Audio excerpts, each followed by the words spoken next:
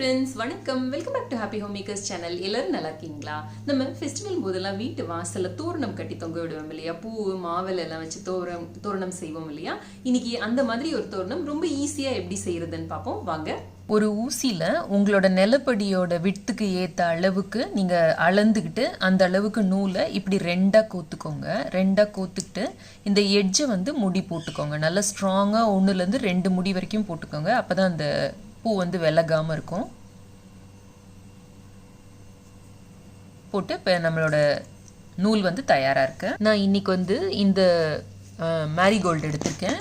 கொஞ்சமாக இலைகள் எடுத்திருக்கேன். நான் இன்னைக்கு வந்து இட்லி பூவோட இலைகள் எடுத்திருக்கேன். எனக்கு வந்து மா இலை கிடைக்காததுனால நான் இது எடுத்திருக்கேன். மாவிலைகள் இல்லை அசோக மரத்தோட இலைகள் போட்டாலும் ரொம்ப அழகாக இருக்கும்.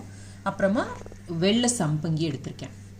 சம்பங்கியை நம்ம கோத்துக்கலாம். முதல்ல கோத்துக்கிட்டு ஒரு முடி போட்டுக்கலாம். முடி போட்டுட்டோம் அப்படின்னா நம்மளோட மாலை வந்து ஸ்ட்ராங்காக இருக்கும்.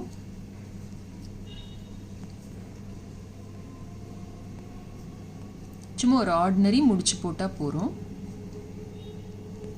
ஒரு மேரிகோல்டு எடுத்து அதுக்குள்ளார இந்த ஊசியை விட்டு அந்த சம்பங்கி வரைக்கும் கொண்டு போகலாம். இந்த மாதிரி காம்பு இருக்கிறதா எடுத்துக்கோங்க. இதை எடுத்து இந்த இலையோட பின்பக்கம் இப்படி குத்தி இப்படி முன்பக்கம் வர்ற மாதிரி இந்த இடத்துல ஒரு லூப் வர்ற மாதிரி பண்ணிக்கோங்க. இப்போ இந்த இடத்துல இப்படி வந்திருக்கு பாருங்க. இந்த இடத்த லேசாக உடச்சி விட்டுறாதீங்க. லைட்டாக அப்படி கொஞ்சம் மடிச்சாப்பில் விட்டீங்க அப்படின்னா இந்த பார்ட் வந்து வெளியில் வராமல் இருக்கும். இந்த மாதிரி உங்களுக்கு தேவையான அளவு இலைகளை ரெடி பண்ணி எடுத்து வச்சுக்கோங்க. மேரிகோல்டுக்கு அப்புறமா நான் 5 சம்பங்கி கொடுத்துருக்கேன். ஒரு இலை கொடுத்துருக்கேன். திரும்ப 5 சம்பங்கி, திரும்ப மேரிகோல்டு, திரும்ப இன்னொரு 5 சம்பங்கி, அப்புறம் இலை. இந்த மாதிரி நம்ம மாற்றி மாற்றி கோத்துக்கலாம். இந்த அளவு வந்து நம்ம எவ்வளோ பூ இருக்கோ அதுக்கேற்றபடி நம்ம அட்ஜஸ்ட் பண்ணிக்கலாம். இதே சீக்வன்ஸில் கோத்துக்கலாம். இப்போ நம்மளோட தோரணம் ரெடி ஆயிடுச்சு பாருங்க. என்கிட்ட இப்போ எக்ஸ்ட்ராவாக 3 பூ இருக்குது. அப்புறம் கொஞ்சம் சம்பங்கியும் இருக்குது. இதையும் சேர்த்து நடுவில் தொங்க விடுற மாதிரி நான் ஒரு டிசைன் பண்ண போகிறேன். இப்போ இது எல்லாத்தையும் சேர்த்து நான் ஒன்றா கட்டிக்க போகிறேன். ஒரு கீழே வந்து அப்படியே ஒரு குஞ்சலை மாதிரி தொங்குறதுக்காக இது பண்ண போகிறேன். சும்மா அப்படி எல்லாத்தையும் சேர்த்து வச்சு ஒரு முடி போட்டுக்கிறேன். இந்த மாதிரி முடி போட்டு ரெடியாக எடுத்து வச்சுருக்கேன். இப்போ நான் ஊசியில் திரும்ப 2 நூல் போட்டு கொஞ்சம் சின்னதாக கோத்து முடி போட்டு ரெடியாக வச்சுருக்கேன். இந்த குஞ்சலம் வந்து நமக்கு அடியில் வரணும் இல்லையா? ஸோ அதனால் இதுக்குள்ளார இப்படி விட்டு இதுக்குள்ளார இந்த ஊசியை இந்த மாதிரி நுழைச்சி எடுத்துக்கோங்க. இந்த மேலே இருக்கிற நூலோட ஒரு முடி போட்டுக்கிட்டோம்னா இது கழண்டு விழாமல் இருக்கும். ஒரு 2 முடி வேணால் கூட போட்டுக்கலாம்.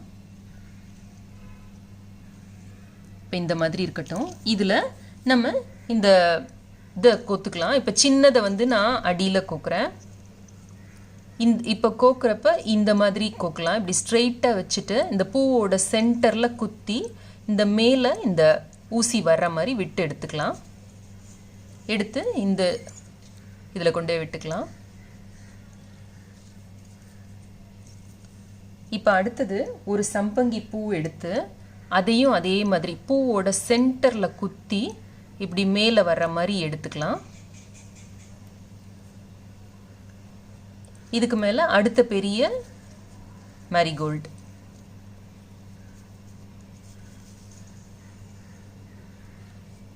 அடுத்தது ஒரு சம்பங்கி.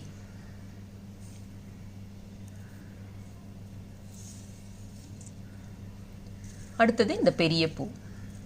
இப்போ இந்த மாதிரி ஒரு குஞ்சலம் மாதிரி நமக்கு கிடைக்கும். இதுதான் நம்மளோட நடு பூ. இதுக்குள்ளார இந்த குஞ்சலத்தை குத்தி எடுத்து கட்டி விட்டுட்டோம் அப்படின்னா அழகா நடுவில் ஒரு இது மாதிரி தொங்கும். இது இப்போ இந்த மாதிரி மேலே விட்டு வாங்கி இந்த சென்டரில் போகிற நூலோட கட்டிடுங்க. இந்த மாதிரி அவ்வளோதான் நம்மளோட தோரணம் தயார். இந்த வீடியோ பிடிச்சிருந்ததுன்னா லைக் பண்ணுங்க. நம்ம சேனலுக்கு சப்ஸ்கிரைப் பண்ணி ஹாப்பி ஹோம் மேக்கர் குடும்பத்தில் ஒரு அங்கத்தினரை சேர்ந்துருங்க. இணைந்திருங்கள். ஹாப்பி ஹோம் மேக்கருடன் என்னாலும். நன்றி, வணக்கம்.